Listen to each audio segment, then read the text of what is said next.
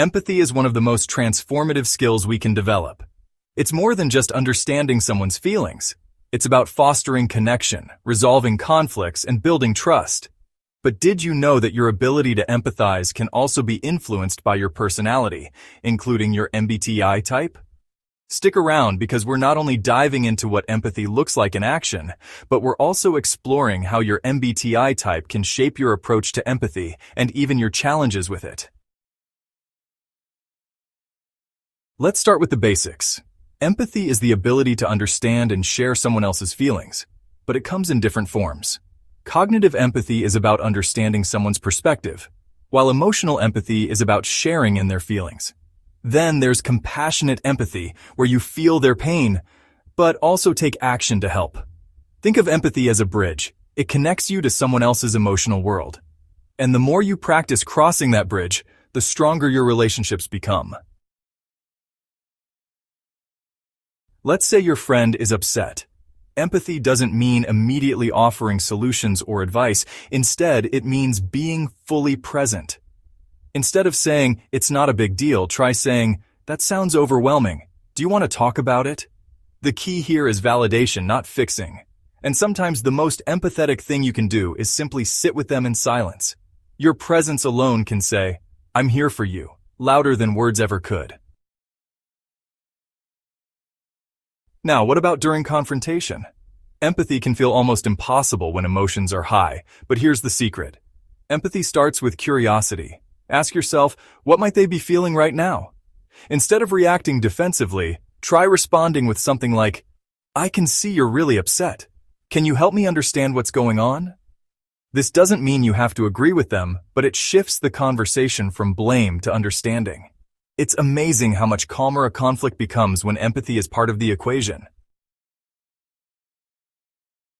Empathy isn't just about feelings. It's also a practical tool for problem solving. When you understand someone's emotions and needs, you're better equipped to find solutions that work for everyone. Here's a pro tip. If you're in a disagreement, take a moment to identify both your needs and theirs. Then look for overlaps. Empathy helps you see those connections, even if the solutions look different. Now let's talk MBTI. Your personality type can influence how naturally empathy comes to you and what kind of empathy you tend to excel at. Let's break it down by MBTI preferences. Feeling types like INFJs, ENFJs, INFPs, and ENFPs tend to lead with empathy. They're naturally attuned to others' emotions and value harmony. But even they can struggle with boundaries, sometimes absorbing others' emotions to the point of burnout. Thinking types like INTJs or ISTPs, on the other hand, might rely more on cognitive empathy. They approach feelings with logic, focusing on solutions rather than emotional validation. While they might seem less emotional, their style of empathy can be just as effective. It's just expressed differently. Introverts often prefer deep, one-on-one connections, which makes their empathy feel personal and profound. Extroverts, on the other hand, might show empathy in more social ways, like rallying support or energizing someone who's feeling low. No style is better, they're just different expressions of care. Certain types, like ISTJs or ESTJs, may find empathy harder during confrontation because they prioritize structure or logic over emotions. On the flip side, types like INFJs or ISFPs might avoid confrontation altogether because they fear disrupting harmony. Knowing your type can help you recognize your default patterns and where you might need to stretch.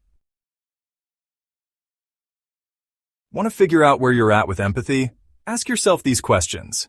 1. Do I focus more on understanding feelings or fixing problems? 2. How often do I validate someone's emotions without offering advice? 3. Do I struggle to empathize during conflicts? 4. How do I usually react when someone else is upset? Do I lean in or do I avoid it? Answering these can help you identify your strengths and areas for growth.